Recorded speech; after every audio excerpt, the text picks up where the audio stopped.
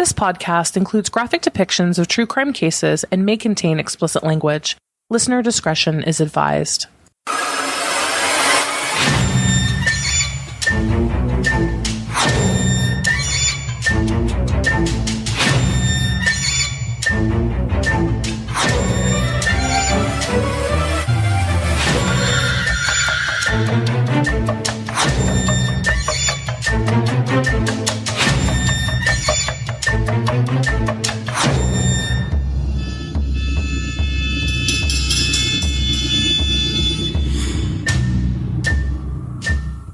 Hello, everyone, and welcome to We Saw the Devil. This is Robin. And this is Jackie. And today's episode will be covering day 2 of Chad Daybell's preliminary hearing. I didn't think it could get more exciting, but yet here we are. I thought day 1 was pretty exciting. Day 2 was like, whoa. It was off the chain. Yes. So a handful of you have reached out and literally told us that you're waiting for us to do the recap for you, which we appreciate. We love it. We do. So we're first going to do kind of a play-by-play overall recap of the preliminary hearing. Then we're going to give our thoughts and reactions to that. And then just some additional weekly news. A lot has actually happened in the last couple of days, surprisingly. Yeah, I'm actually really taken back by it. Me too. I thought it was. Yeah, I thought it was going to drag, and no, we have a full packed episode for you today. So before we get into that, let's do a little housekeeping. You can find us at wesawthedevil.com. You can find us on Facebook and Twitter at wesawthedevil. Or if you would like to follow us on Instagram, you can find us at We Saw the Devil Podcast. What's the name again? We Saw the Devil. Beyond that, just a couple things. We now have a store. So if you would like to buy a sticker, hoodie, t-shirt, pen, if you want to get really special and get like a blanket. A magnet for your refrigerator. I think we're going to actually have some new designs coming too. We are. We have a handful of new designs coming. Currently, we offer our logo, our We Saw the Devil official logo, as well as Until Next Crime. We have a lot of new stuff. A lot of people have asked us where they can find stickers and things like that. You can go to our website, wesawthedevil.com, and then click on store. We did a shout out to on Facebook and Twitter for our Patreon. So again, thank you so much to all of our Patreon patrons out there. We literally could not do this without you and your support. Our partners in true crime. We love you. Indeed, we do. We love you very much. Thank you again.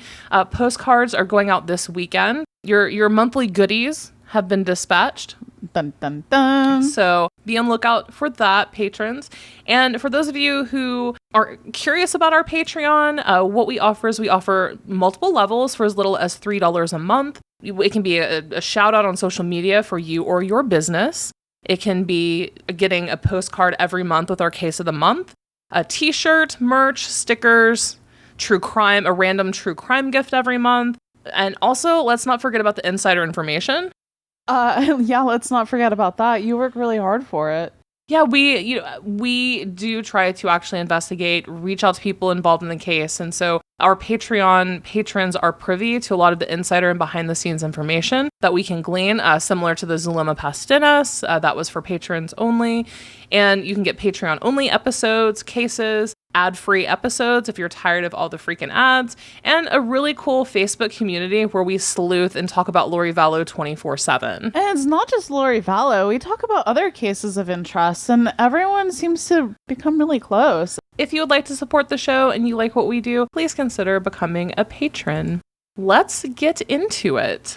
Alrighty, so on day 2, first thing, Melanie Gibbs returns to the stand to be cross-examined by John Pryor. So this is where it gets juicy. John Pryor immediately asks Melanie when and where she first met Chad, and she says that she met him at a preparedness camp in Morgan, Utah. He then tries to press her on what the theme of the camp was, which was really super interesting because it seemed like she didn't quite want to say doomsday preparedness. Right. And it was like she was so guarded against trying to say the truth. And then this goes in later on, too, which is interesting as well. Yes. And I also found it interesting that she had met Chad previously. Before she met Chad previously a couple years ago in Utah, but then reconnected with him after she had met Lori. So I thought the timing of that was really interesting. Yeah, I didn't quite expect that. No. as Melanie is answering a lot of these questions, she keeps glancing over at Rob Wood. Like, her chair is almost pointed at him. And so Pryor then asks Melanie, why do you keep looking at Rob Wood? And she's like, I was just looking around the room.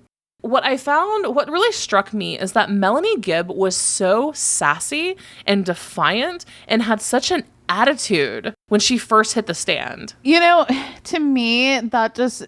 Okay, we could take that as she's very prepared for a fight, right? To protect herself. Well, she makes it very clear that she's doing it because she doesn't want to be like nailed for anything in this, right? She's doing it for her own self-interest, but on the same hand, it's almost like she was prepared. Yes. Like that the prosecution may have actually prepared her. That's how she was normal. acting. That's normal. Well, we can argue it's normal, but it's actually not supposed to be. Right. It's not lawful. John Pryor definitely knocked Melanie down a couple pegs. One really interesting angle that he took in tactic is that he asked her multiple times whether she has any sort of cognitive or hearing disorder that would not allow her to understand him or the questions. Oh my God, I'm so sorry. That just seems so petty, and I'm a bad person, you guys. Yeah, and I don't know where or why that came from, other than maybe he's trying to paint her down the road. Well, if you have a bad memory, you didn't hear or see what you thought you did. Or, exactly. And, it definitely seems that way, but it just came off so petty. It was like he literally reached over. He said, screw the microphone. I'm not even going to talk into it. And I'm going to just grab your head of hair and pull on it and be like, you want to fight? And I'm like, oh my God. And then she's like, can you speak into your mic, please? I loved it. So it was kind of a cat and mouse game back and forth. Occasionally, he would ask her a question, and Melanie Gibb would seriously ask John Pryor, can you please speak into your mic? And occasionally, he would ask her if she has a hearing problem. I mean, it was so messy. I mean, it was like 9:30 in the morning, and I was ready to pop popcorn for it. I think my mouth was agape at just how crazy it was for the first half an hour. I was actually, I hate to say it, but I was a bit entertained by that. That was crazy. I actually didn't anticipate her. I mean, come on. They've been building up her character as this gullible, like naive as hell woman who literally has no idea what's happening in life. She didn't know if that was bubble gum or maybe she was just chewing on a piece of foam from a mattress. Like, I don't know. Yeah. And then the next minute she's in Martha's Vineyard, like caressing grape leaves. Right. And wonderfully being like, I'm just so lost in life. I'm just like, wait, this is the same Melanie Gibb? Yeah. And then here she is like, throwing some shade and sass at the defense attorney upon cross-examination. It was a sight to behold. It was a different side of her. For sure. I think that honestly, and here I see, we will get to these in our final thoughts, but there's a lot of hate for John Pryor, Chad's attorney, and I can understand. He's clearly a scumbag of a human being, right? He is more or less an admitted, wannabe rapist with that 19-year-old girl. He tried to literally sexually assault her in his office. He shouldn't even have a law license, most likely. But, I think that the angle that he's taking is working, and we will talk about that later. Okay. So Melanie says that she met Lori at a church in Arizona, and then that's where she says she reconnected with Chad in Mesa, Arizona, about 2 weeks after she met Lori. And again, I just find that really fascinating that it happened so close together. Yeah, me too. Here's another piece. So Pryor grilled Melanie on the closeness of their relationship, and multiple times he asked her if they were, quote, like sisters, which that's an odd question. How do you quantify or, define the word sister? Yeah, it was weird, huh? So Melanie stumbled over that question quite a great bit, and she's like, I don't know what you mean, but I mean, possibly. So I didn't know her that long. Yeah, I didn't really know her that long, but I mean, possibly. So then immediately he shifts over to her interactions with the Gilbert, Arizona Police Department. Now, if you recall, the Gilbert Police Department tried to originally get in touch with Melanie after Lori told the Rexburg police that JJ was with Melanie in Arizona. So Pryor asked Melanie how many times she's spoken with the Gilbert Police Department. And Melanie says 5 to 6 times. And then she says that the first time she spoke with them was on December 7th or 8th, which is important because here Pryor is trying to paint her out to be a liar. Now, Melanie admitted that she lied to the police. He's like, well, is that a lie? Did you tell a lie? Did you lie to police? And she said yes. And If you recall in her previous interviews that she's done with, say, like East Idaho News, Dateline, she said that she never lied to police. So it's like, Yeah. And on the same note, you know, we have to understand that just because she went forward to try to do the right thing doesn't mean that she's not protecting her self-interest. Right, exactly. I mean, that is what she's doing. Even a saint in her position would probably, well, a saint probably wouldn't get there. However, you know, it's normal that she's trying to save her own behind at this juncture. Well, she makes that very clear. Mm-hmm. She states that she's doing it just for that, for the most part. More or less, not exact words, but... So Melanie said that she was visiting David Warwick in Utah and then went immediately to interview and speak with Gilbert on her way home on the 7th or 8th. If you recall the phone call that she recorded with Lori and Chad, she also stated that that was on the 7th or 8th. So it sounds like she recorded it and then immediately drove down and gave that call to police. So then the biggest bombshell for me, at least, is that Melanie says that even after meeting with members of the Rexburg Police Department, Prosecutor Rob Wood, the FBI, and like the whole Hamdam legal team of America, she does not have any sort of deal going. No immunity, no deal from the prosecutor's office, nothing. She's smart enough to come forward, but not smart enough to not lie and to not make a deal? Well, I mean, that's kind of out of her control. I mean, maybe they've offered her something and she declined it. I don't know. But yeah, she has nothing, apparently, so she says, in the books currently. And again, John Pryor kept trying to basically show that Rob Wood had been coaching her on her answers. Because when he asked her how, like, when she got into town, she was like, Saturday, you know, whatever. And he was like, did you speak to Rob Wood? And Melanie said yes. And Pryor was like, well, what did you do? Did he ask you questions? Did he tell you what to say? And she's like, man, he just asked me some questions and I gave him some answers. That's it. And there were other people there, police officers, law enforcement, you know, agents, and so on and so forth. So again, to Jackie's point, yes, Pryor was trying to nail her as if she's being coached by the prosecution. Which isn't a good thing. You definitely do not want that. If it is proven that a witness is being coached by the prosecution, it taints a witness, basically. Melanie also said that she's met with the FBI 2 or 3 times. And Pryor again, now Pryor has a very interesting fixation on dates. So he immediately tried to nail her for the dates that those meetings took place because Melanie couldn't remember them. She's like, I don't know. And so finally he got really petty and he was like, was it August of 2020? And Melanie Gibbs like, that's this month. No. And he's like, okay, was it July of 2020? And he just starts counting back. And he was being so condescending. He's trying to throw her off and show that she can't remember anything, that she's not a credible witness because her memory is bad. I think that he went a little overboard on that, though, because she couldn't remember. And then he said, was it an uneventful discussion? Is that why you can't remember it? Pryor tried to hit some balls out of the park and then they just fouled out. Like they were duds. Well, I think he had some, as like a criminal defense attorney, I think he did a really great job for what he's working with. I mean, yes. Despite how much we want to hate him, right? Or we should hate him, he still did a really great job. And he did paint a very good other-sided picture of what is to come for us. Mm-hmm. And also, it kind of brought in some light, right, into the story of what is Melanie Gibb really about? Mm-hmm. You know, is she in it for herself, and why is she here? He's putting those cracks into her character and to her, you know, abilities, basically, to remember things, to her cognitive functioning, more or less. Yeah, I mean, ma'am, do you have an auditory disorder? Oh my God. If someone asked me that, I'd be so thrown off. I'm like, excuse me? So then John Pryor brings up Alex Cox and asks Melanie Gibb how close Lori was with her brother. And this is really, truly fascinating as well, because honest to God, hand over heart, it sounds like Pryor is trying to insinuate that there could be potential incest going on. We'll get there. He furthers his point. He's like, well, how close were they? John Pryor then asked Melanie about her own relationship with Tylee. And Melanie's like, I didn't have a relationship with Tylee. Which sounds awful at face value. Yeah, no, to me, it sounded odd. I'm like, poor Tylee.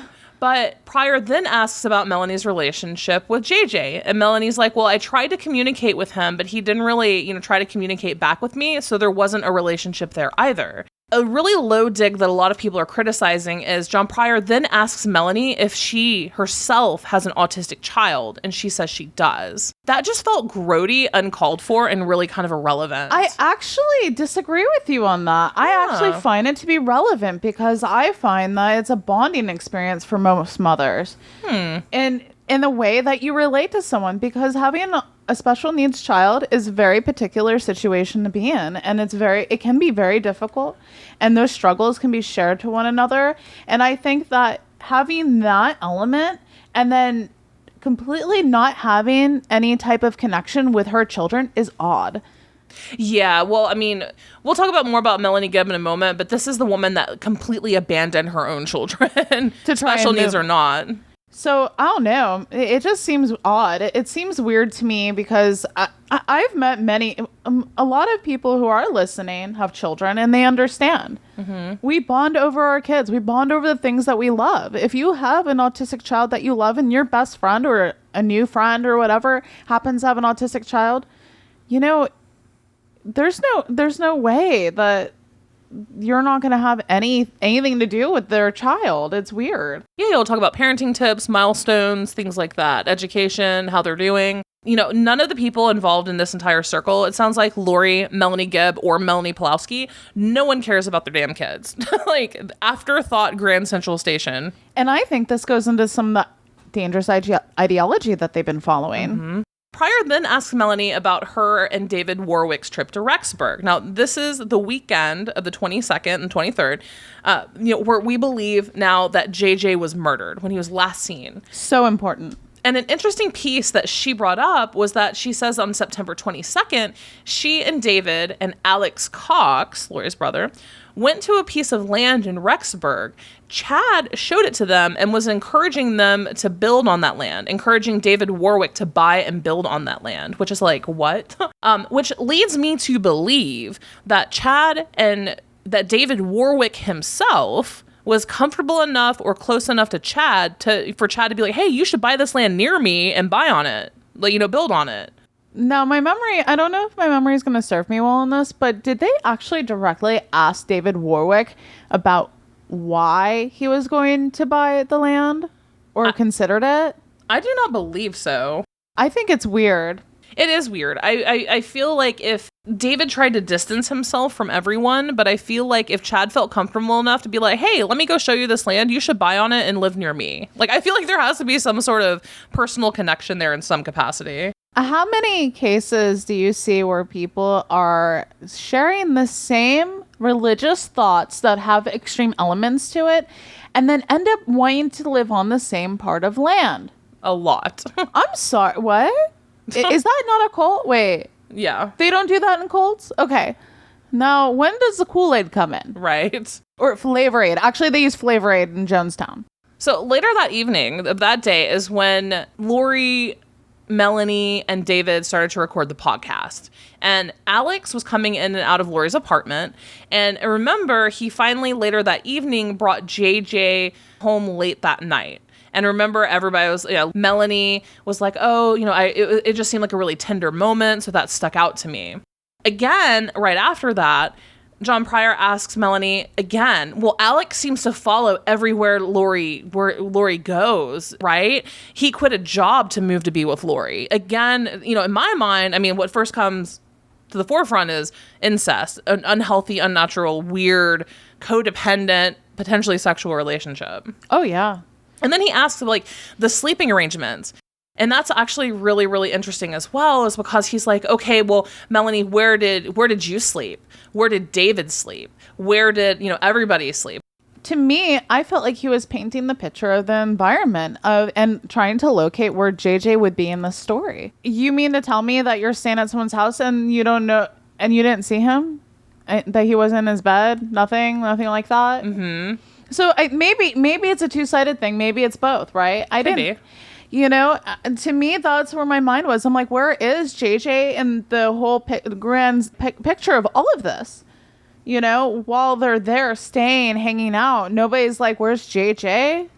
Well, they said that Alex brought him and put him, JJ had a bed, a mattress in the floor in Lori's room. And supposedly that's where JJ slept. But I feel like it was kind of a double, a question with a double-edged sword there of trying to character paint Melanie and catch her being an adulterer as well. Paint the picture. That makes sense. That makes more sense to me. John Pryor asks if David Warwick is an author, and Melanie said no. I mean, what is he then? Like, David Warwick, what does he do then? Is he just a podcaster? Is he another wannabe prophet? I really don't think that my heart can take another prophet right now. Like, I think I'm all profited up. This prophet can't make profit. Right. It's just, he has a podcast, and it's been floating around, I believe, for a couple days now. People have surfed YouTube and found a couple YouTube videos of David Warwick speaking, and he's just as Fruit Loop as Chad Daybell. Fruit Loop. He is a Fruit Loop. I don't know. So after that, the court takes a 5-minute recess, and Melanie Gibbs is all done. She is finished. That was her testimony, and she's gone back into the night. So, she just had a whole different vibe about her. Yeah, she did. I think that the sweet little Melanie that we know is now gone. David Warwick takes the stand, and he goes over how long he's known Chad. About 5 years, he said, which I find incredibly important. Yes. And he's known Lori for 1.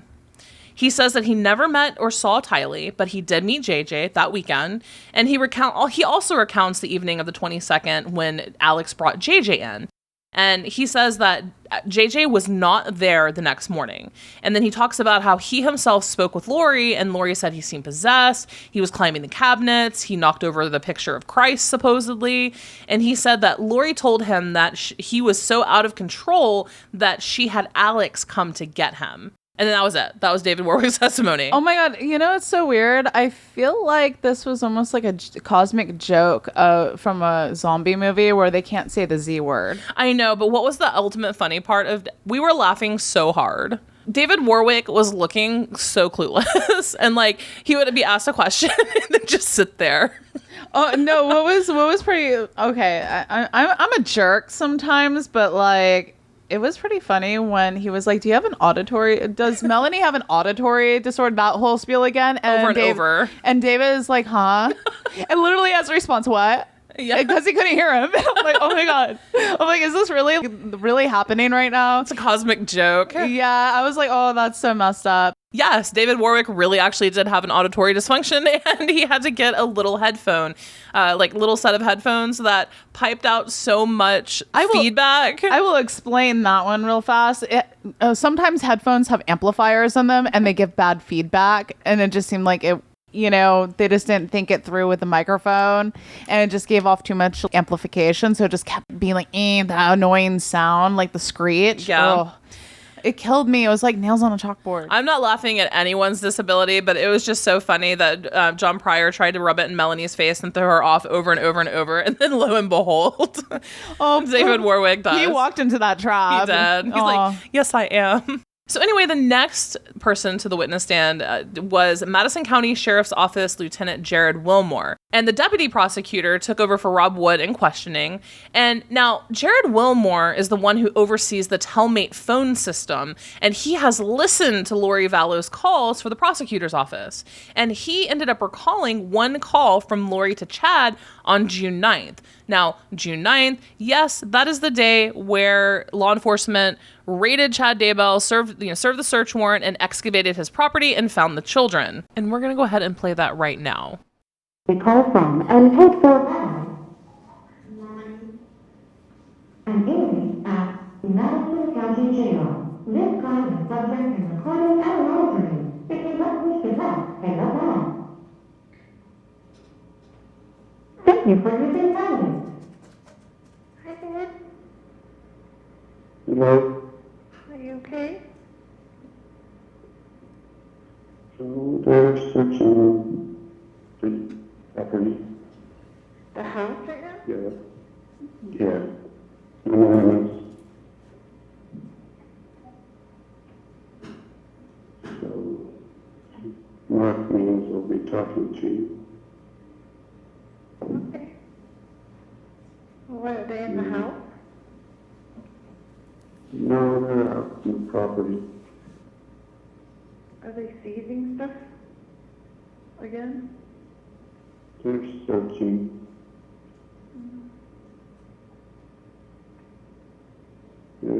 search warrant, and so what I just did on was with the kids.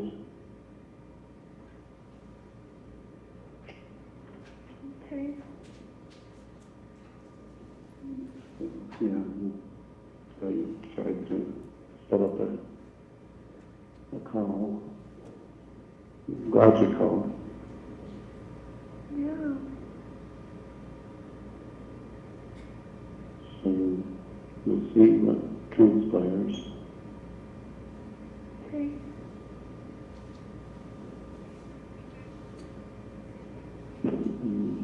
Yeah, don't What do you want me to do? Pray. What? What do you want me Yeah, to pray. So, yeah. Okay. What can I do for you? I'm feeling pretty calm. I would call Mark, though, maybe. Just talk with him. Have you talked to him already? I did call him, yes. So he knows what they're doing? Yeah. It's like a call from somebody else I need to talk to. I love you so much. Okay, I love you. Should I try to call you later? I don't know. I don't know. You can try, yeah. I'll answer if I can. Okay.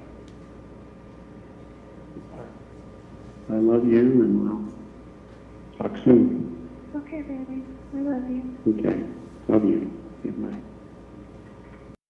I couldn't believe that they actually played the audio, and then I felt like I had a hearing problem. Right. It was like the circle of jokes of the day. I was like, damn, no, I need a hearing aid. This sucks. Because I wanted to understand Chad Daybell's voice, and I just couldn't. It was just such a low decibel. It was like a low boomhauer. It was like, and then Lori, on the opposite side was like, "Hi, babe." And I was about to give myself a stroke just from trying to understand it. Yeah. Hi.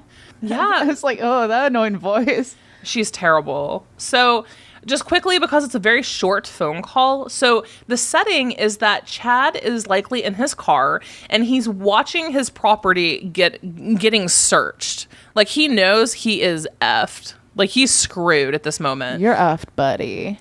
So Lori ends up calling him. Lori's like, "Hi, babe." And Chad's like, "Hello." And Lori's like, You can't even do your voice that "I loud. can't." And Lori asks him if he's okay. And Chad says, "No, they're searching the property," which is like, you dumbass. That's not something you say on a call. "No, I'm not okay. They're searching the property." Why would you be worried? Why are you not okay because they're searching the property, Chad? Lori says, "The house right now?" Chad replies, Yeah. So Mark Means will be talking to you. And Lori says, "Okay. What? Are they in the house?" And he says, "No, they're out on the property." And she says, "Are they seizing stuff again?" And Chad says, "They're searching. There's a search warrant." And so, blah, blah, blah, blah, with the unintelligible, with the kids. Lori says, "Okay." And Chad says, "So yeah, saw you try to pull up a call. I'm glad you called." And Lori says, "Yeah." And Chad says, "So we'll see what transpires." Lori says, "K." Okay.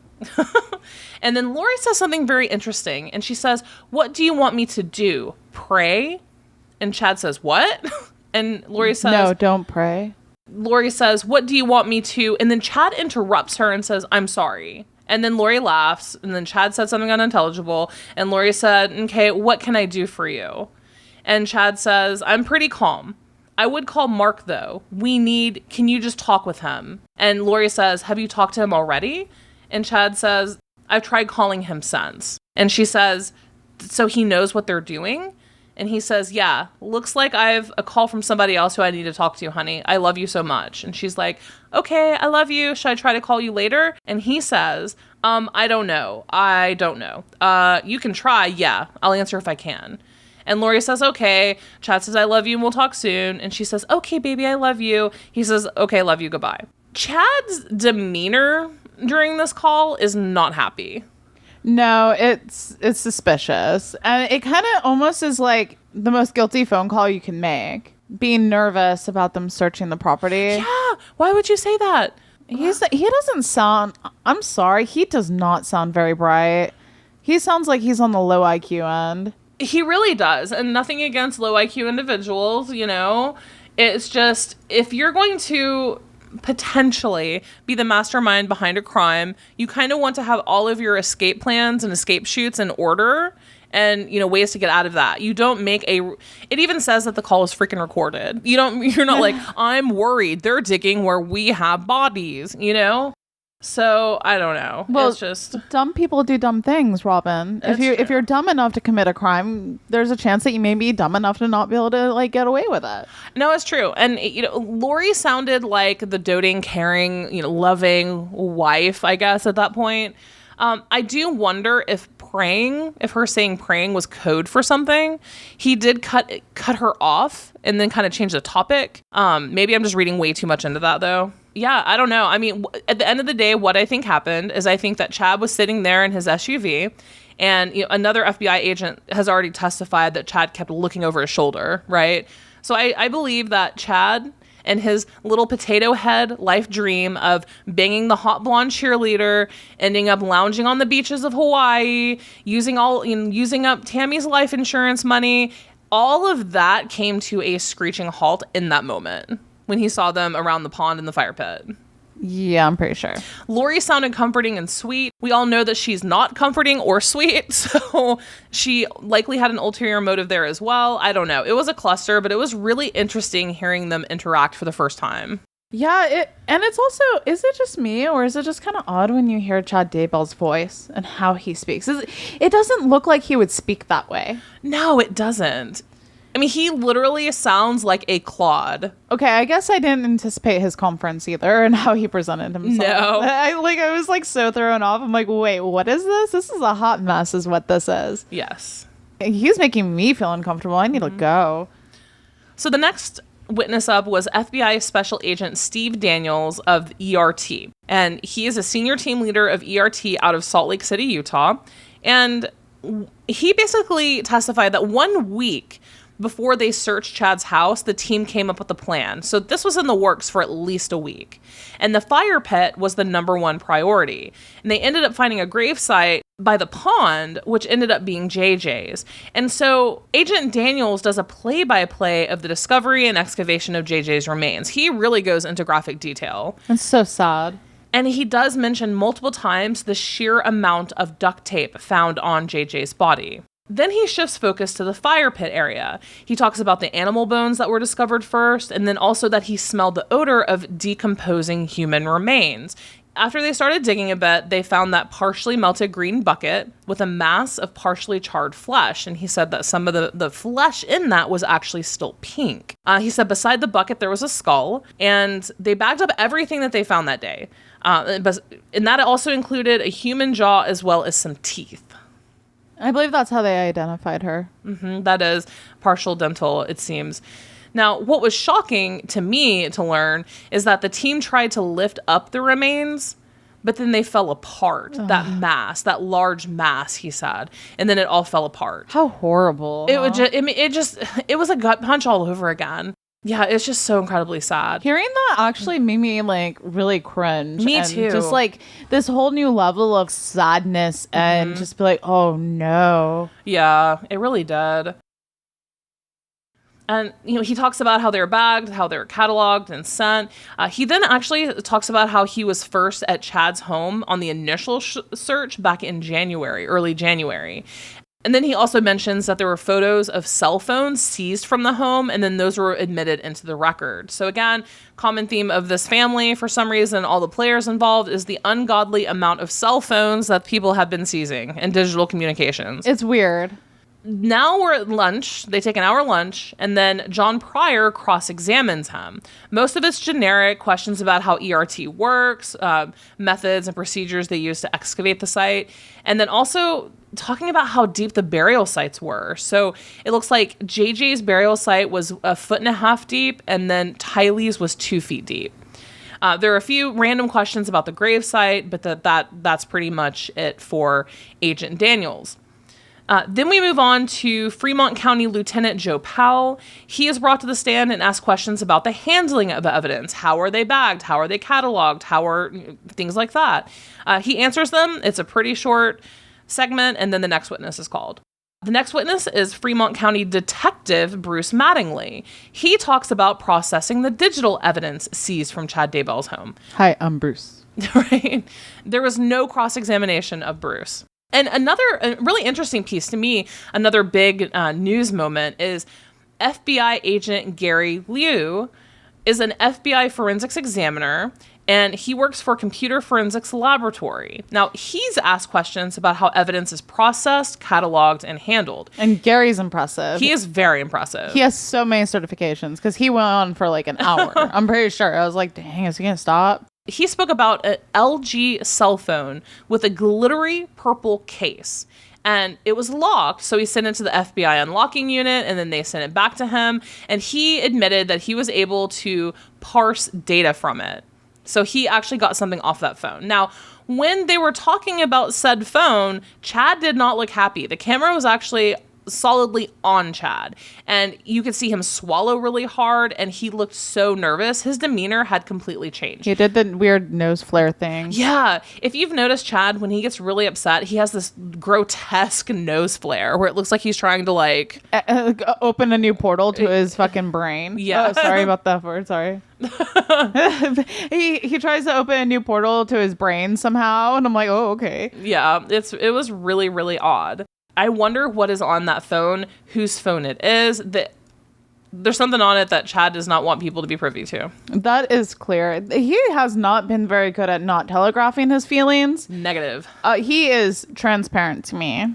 Now, the next witness is FBI intelligence analyst Agent Benjamin Dean, and the prosecution is asking the first questions. And he talks about how he analyzed the thumb drive from Chad's house along with 2 Blu-ray discs. These were seized early on in one of the first search warrants served in Chad's home, I believe back in January. And he is also the one that was responsible for analyzing all of the tips regarding sightings of the children in or around Yellowstone National Park. Do you guys remember when the FBI put out the call? You know, if you were in Yellowstone on September 8th and you have pictures and you think you see something suspicious or the kids, please let us know. Benjamin Dean was actually partially responsible for that. And he also analyzed that infamous raccoon text from Chad to Tammy. And he spoke about it in length, but more or less the most important piece of that is he said that it was odd due to its length and also because of its amount of details. He said that every text message for the most part between Chad and Tammy were very, very short with no personal details. Just, yep, no, love you. Okay, I'll be there, coming home. You know, things like that. Chad went out of his way. Oh, hark, I saw a beautiful raccoon today, and unfortunately, I need to shoot it. I'm going to burn limbs and do this. Like, he went into a freaking essay with that one raccoon text message. Isn't it weird that they never really, like, talk to each other? I don't know about you guys, but sometimes you have a moment and you just, like, text your partner over the most random stuff. Yeah. When you're out and about. Like, even if you're just asking about groceries, it's, I don't know. What about the observable world around you? Right? Does nothing ever happen? I don't know. It's kind of weird. It was very weird. So then they took a recess. And now John Pryor has some questions for Agent Dean. And they start talking about, you know, Dean's work and whatnot. And it comes out that Dean also analyzed Tammy Daybell's phone. And he states that there were no outgoing messages from Tammy's phone after October 18th. Remember, she died on the 19th. And that Facebook Messenger was not on the phone. She apparently didn't use Facebook Messenger and communicated by text, I would assume. I can't imagine that Tammy Daybell would have had, like, Snapchat. They did note that she received about, like, 20 phone calls, though, up to this date. Yes. Beyond that date. Right. Much Incoming, not outgoing, though. Yeah. Like, a ton of people called her. So then that was it. After Agent Dean, that was it. No more witnesses for the prosecution or defense. So now it's time for closing arguments. And Rob Wood goes first. And his entire point is that, hey, if the court finds that a crime has been committed, it needs to go to district court. He said, Tylee and JJ were murdered. They were involved in a homicide. This is a homicide. And it appears that Lori Vallow and Chad Daybell were both involved. And he says the state has met probable cause on all 4 counts against Chad. Done. Then John Pryor goes up and all he says is, well, the state hasn't met the burden of proofs, and I think all of these charges should be dismissed. Fat chance, bro. That's more or less what he was saying. And don't forget, he was obsessed over the square area of which was excavated by the backhoe and Like whether or not they found the raccoon. Yes, he was obsessed with the raccoon and then trying to nail FBI agents on, well, you don't know how big that area cordoned off was. You don't know exactly how big it was. I mean, he was being so petty. And we've left out those details, I guess. He was being just such a petty dick. He's like, could have been 20 by 20 and not 10 by 10. Would you agree with that? Yeah. Would you agree that there could have been a missed raccoon on that property? Yeah. And the FBI agent's like, I guess.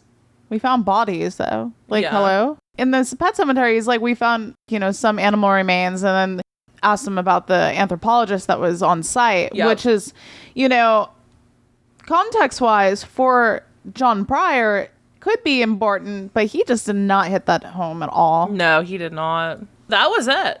After a short recess, Judge Farron Eddins came back with his ruling, and he says, yep, there is a probable or sufficient cause that Chad Daybell committed the crimes he's accused of. So now the case is being bound over to district court. And the new judge, his name is Judge Stephen Boyce, and August 21st is Chad Daybell's arraignment. So a couple weeks, we're off to the races on getting Chad's trial jump-started on all of this. I'm really anticipating some new information to come forward and come out from all of this, because I saw some gaps and windows of opportunity for questions that I have that are almost answered by this, to be honest with you. And I'm like, wait a moment, that means this. And I'm not going to divulge that right now, but you know what I'm saying. Let's talk about the just additional observations and reactions here. So it was really cool and an amazing moment to see the Woodcocks come out after the ruling, and they're high-fiving and smiling. High five. Yeah, it was really cool to see them so excited. And Kay has her Starbucks and she's all sassy, and then Larry comes out and they're like, how are you feeling? And Larry's like, well, something to the effect of the first stage of justice, we'll see, but justice is starting to happen here. So that was really cool to see. And then ultimately my largest takeaway from all of this is I'm really curious to see which angle John Pryor is going to take with Chad. Like, what in the world do you have to work with here? How are you going to make a sandcastle out of kitty litter? Well, I think that kitty litter sandcastle has a turd embedded in it named Chad Daybell. However, I think that his entire angle is the fact that his relationship with Lori is going to play a role in this, and how Melanie Gibbs is not a credible witness, and how I'm pretty sure he's going to try and tie in Melanie Gibbs into this. It sounds like Chad has said something that could be damning to Melanie Gibbs' entire thing. I'm wondering. We don't know quite yet. I mean, all of this is going to come out in the open. But, it looks like, to me at least, that John Pryor is obviously trying to distance Chad from Lori and make it seem like he just met this woman and married her. But it was Lori and Alex that had the close relationship. What strikes me as odd, is that you would think that him bringing... So he asked Melanie Gibbs about the doctrine in which she spoke in the phone call, right? Mm-hmm. With the recorded phone call that she had with Lori and Chad. And she was citing, doctrine and so on and so forth. Mm-hmm. But I thought it was going to be his disadvantage to try and bring up the religious aspect of this and their beliefs, because, Chad's involved in it. But he was actually pinning it onto Melanie Gibbs when he was asking the questions. It was almost like he was painting a light of her.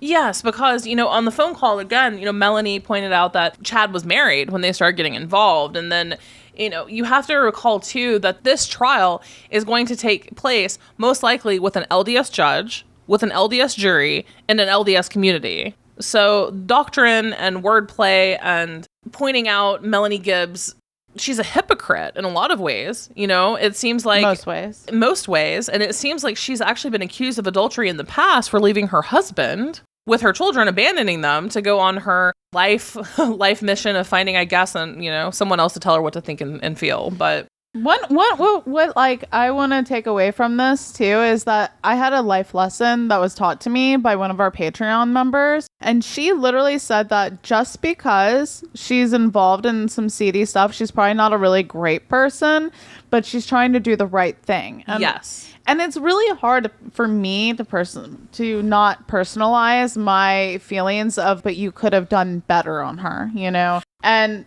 I think maybe I'm too harsh. I concur to a degree. I feel like Melanie Gibb, you know, hindsight is 2020. Lori asked her to lie. That's really when crap hit the fan for Melanie Gibb. So nothing was weird when Charles Vallow ended up dead? Yeah, and see, here's the thing. I'm seeing so much controversy in all the Facebook groups about Melanie Gibb right now, being one of the people. And people like, you know, it's like almost like a Melanie Gibb fan club right now. I would like to kind of have a rebuttal to that, in that, guys, she helped Lori Vallow torture Charles Vallow for like the last year of his freaking life. Okay, now you say that she helped torture Charles Vallow, right? How did she help Lori do that? I mean, you know, Lori would apparently tell Melanie all the crazy things that she did.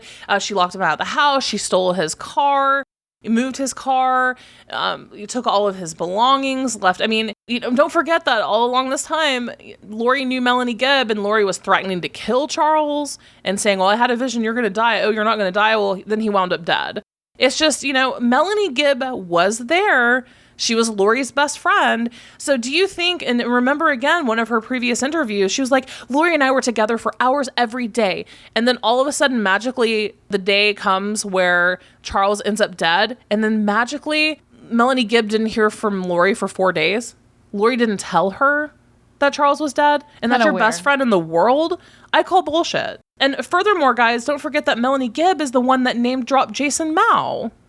Oh, we just happened to come across a Jason Mao on the side of the street. Do you know Jason Mao? He's also, you know, a Phoenix police officer. Like, hello, Melanie Gibb has been in this since the beginning. Her level of involvement is debatable in what information that she knew, but she's not. And then she abandoned her husband and children to follow this doctrine. Not necessarily Chad's, but to go on, you know, like her life journey of dreams and, you know, all of this crazy stuff. So, like, let's not forget, I realize people are complicated. They have many layers to them. But Melanie Gibb is not the saint that people are trying to make her out to be.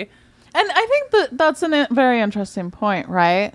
We know this information, but we want her to win our hearts over. She's trying to win our hearts over into believing that she has no deeper involvement in all of this, and that she's only doing it out of the goodness of her heart. But it came out in the prelim that she's only doing it to cover her own ass. Mm-hmm. I guess that's my gripe. I mean, she doesn't have an interest in, like, I'm trying to do the right thing for the kids, because that's my own personal belief.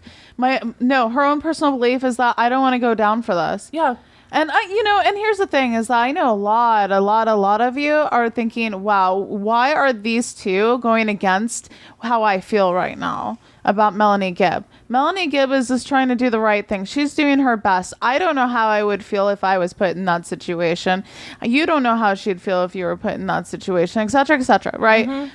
I'm sorry, I've been a third wheel in a friendship before, you know, and it kind of seems like she's kind of a third wheel type of person, you know, and to Lori and Chad. And I think I wouldn't be coming from such a selfish place. I mean, it's hard for me to identify, right? We try to identify with people who are involved, and we try to identify with Melanie Gibb, her thoughts, her feelings, and why she does what she does, and why she's saying what she is saying. I mean, whether or not she's being told by prosecution and being, like, coached on what to say, it doesn't matter. At the end of the day, she has a little bit of stake in this, you know, and we just gotta, it's hard to digest. It's very hard to digest because, you know, it's not like she's mourning the loss of the children. No, she actually hasn't seemed like she's cared at all about the children. You know what I mean? Like her East Idaho News interview, all of it, she's never really seemed to be devastated for the children.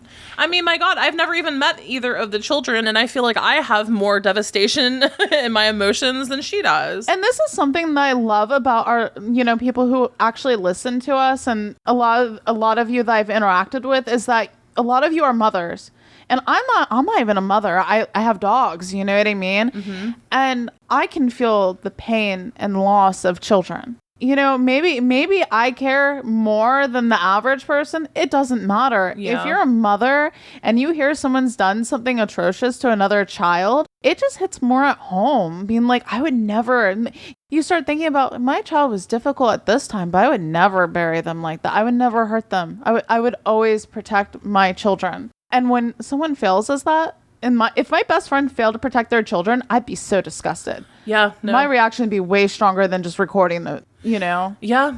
Melanie Gibbs a hard one for me. I do feel I'm really happy that she did end up doing the right thing. It's possible we wouldn't even be where we are without Melanie Gibbs. And that's what's important. And that is the main arguing point for everybody. And I side with that too. Okay. So don't misunderstand us. I think you and me, we're on the same page, right, Robin? I believe so. Okay.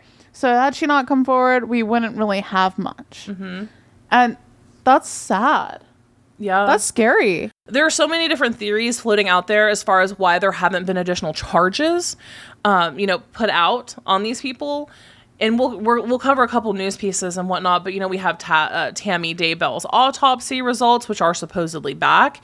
No charges yet. We have no murder charges yet for anyone. So a lot of stuff is still up in the air, and I know that people are getting kind of concerned about what the state has against them. Well, I'm concerned because I played a lot of Clue as a kid, and I know that if it's not Colonel Mustard in the billiard room with the candelabra or whatever, or the gun, I don't know. I don't have the evidence. I don't have the way they killed them. I don't have anything. So I think it's just a matter of time. Just hold on there, guys.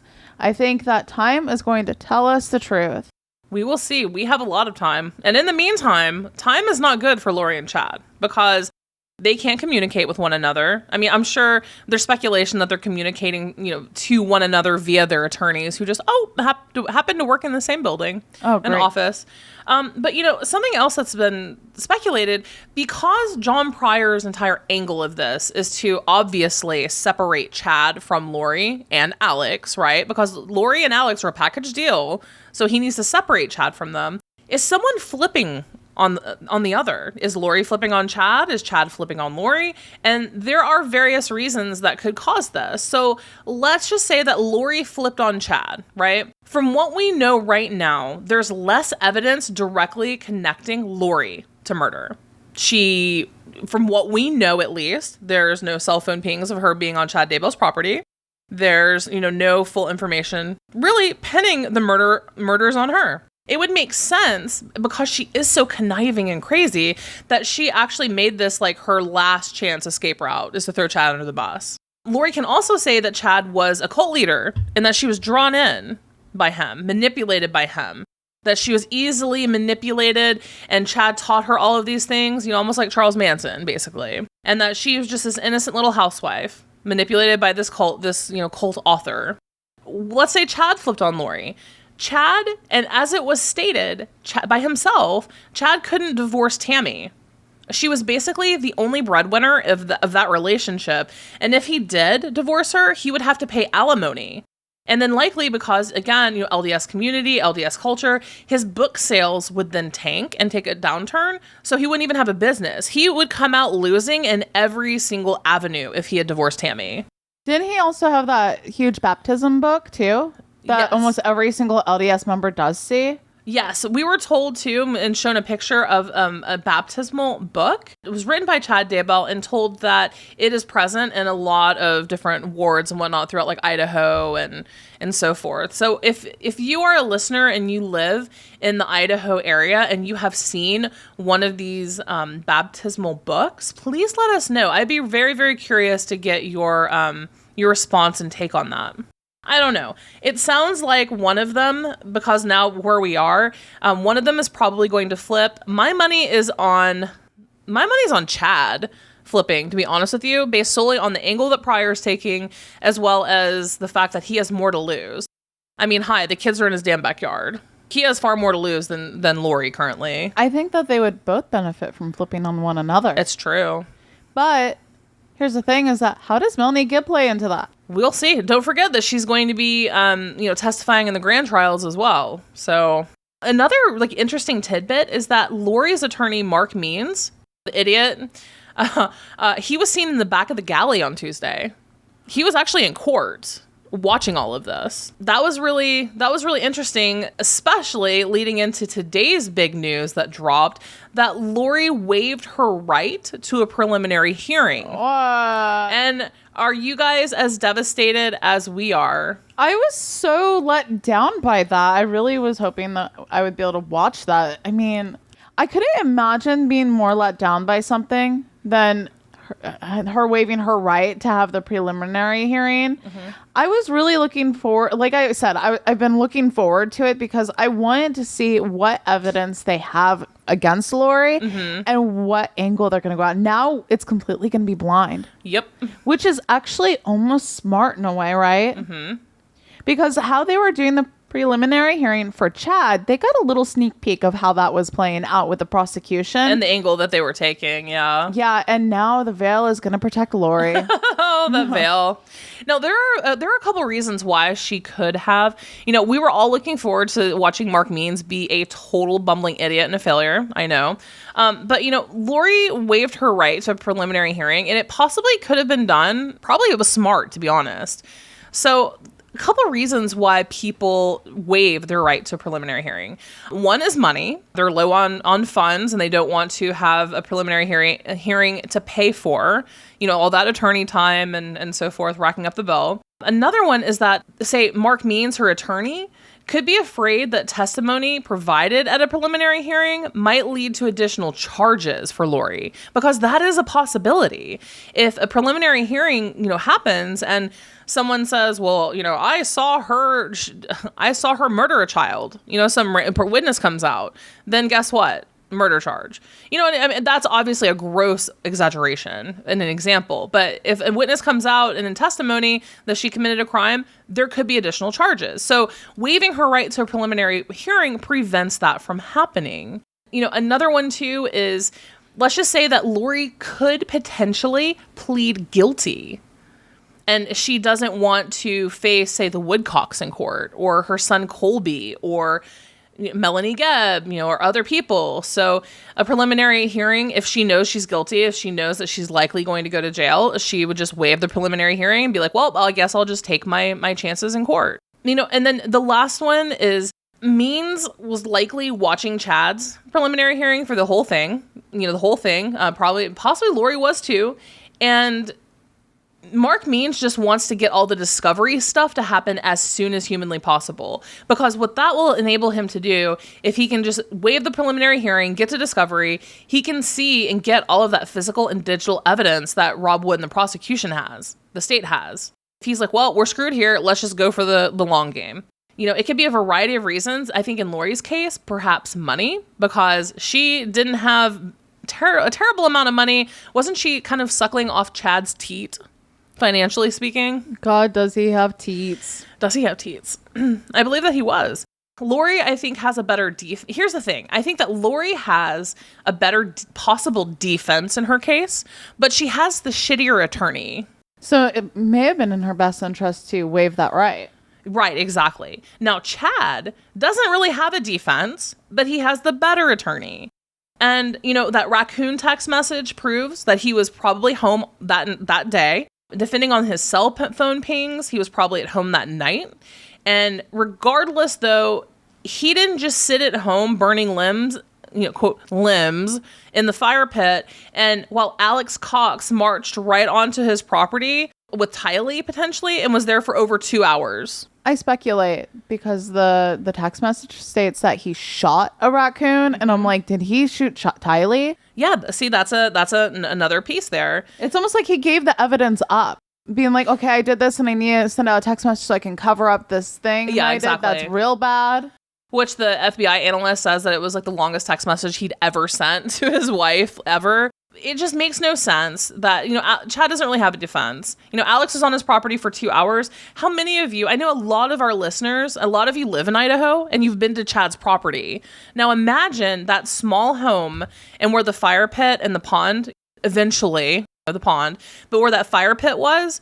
Can you think of someone coming on the property and burying a body for 2 hours and you not know? It's not likely. It's highly unlikely. And you also have to realize, too, that Chad Daybell doesn't just have 2 bodies on his property. He technically has 3 because Tammy died in that house. Oh, that's sick. So Chad, here's Lori being like little Miss Thing of, I don't know. I don't know her. I don't know what happened. My kids went missing. Oh, that was Alex and Chad. I don't know what happened. And then here you have Chad holding the shovel being like, well, crap. I have literally 3 deaths on my property in 1 year. I think you're right. It's probably more likely that Chad would turn on Lori in all of this because the evidence, and he damned himself with these text messages. Mm-hmm. He damned himself. And the call, too. Yeah. He damned himself over and over. And it sounds like, I think it's really creepy they have a pet cemetery and him and Tammy never had a pet. Yeah, it's creepy. So maybe he has this like pattern of behavior too. Maybe it was a match made in messed up heaven. So I don't know, guys. We have a lot to think about. We have Chad's arraignment coming up next, and things are going to get going, and there's going to be a lot coming out. Another news piece, though, that's it for the Chad's preliminary hearing and afterthoughts on that. Another piece of news that just kind of randomly happened today was via Justin Lum of Phoenix Fox. And there's news out of Charles Vallow's death investigation. So the old lead detective that was responsible for investigating Charles Vallow's death was taken off the case, and it has a new one. And so magically he came out and he said that he's, quote, so close to submitting charges to Maricopa County attorney. And he did specify that close may be 6 months or more. However, there are currently 4 search warrants out for digital data linked to Lori Vallow. And they did state that the potential charge for Lori Vallow would be conspiracy to commit murder. I mean, who didn't see that coming, right? She was literally coming after Charles Vallow, and then Chandler PD decided that they weren't going to do anything to save his life. And now we have these charges potentially coming out towards Lori. Mm-hmm. Now we have something that could be used against her, even though she may not even be connected to the death of her own kids. And she could be the mastermind behind all we know. Yeah, it can go either way, guys. It's interesting. But yeah, so it would be sweet, sweet justice if what it sounds like is that these people were not very smart with their digital devices and emails. The more you know. Yeah. So that's it for this episode, guys. It's been a crazy week so far. I can't even imagine what the rest of the week. It seems like Fridays especially bring news in this case for some reason. I'm so used to sitting down to record, and in the middle of it, Justin Lum will drop a bomb. And it seems like that's starting to happen again. It's eventful. It's almost like red versus blue. All kinds of different scenarios could play out in this. I almost feel like it's almost like a chess game of crazy. Mm-hmm. And I'm just waiting for the next move to be made and for something else to happen and then to reveal the truth. And I think we all want the truth. I think we all just want justice at this point. Yes. No, absolutely. Where are the murder charges? Mm-hmm. So yeah, other than that, again, you can find us at wesawthedevil.com. You can email us at info@wesawthedevil.com or via our website if you have any questions, complaints, concerns, corrections, anything. Please feel free to reach out to us. Fruit baskets. Cheese. I love cheese. We love cheese. Coffee.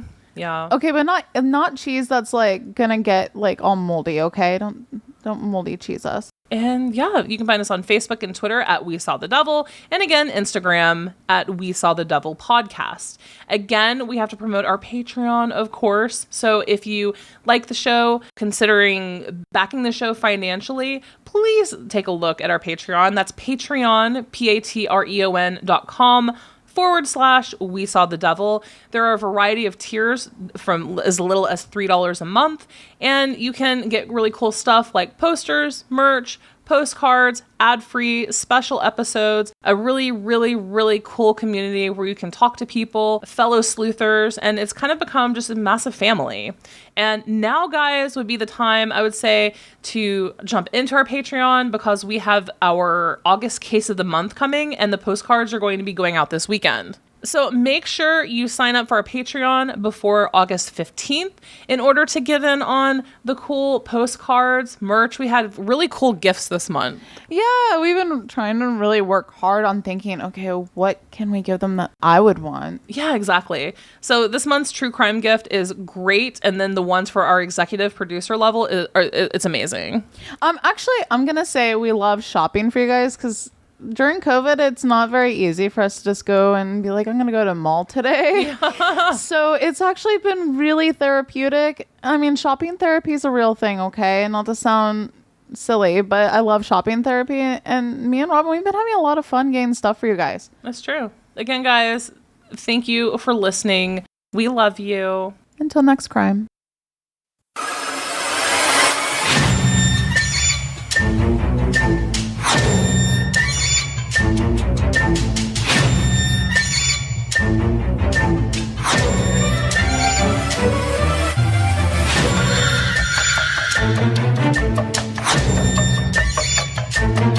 Thank you.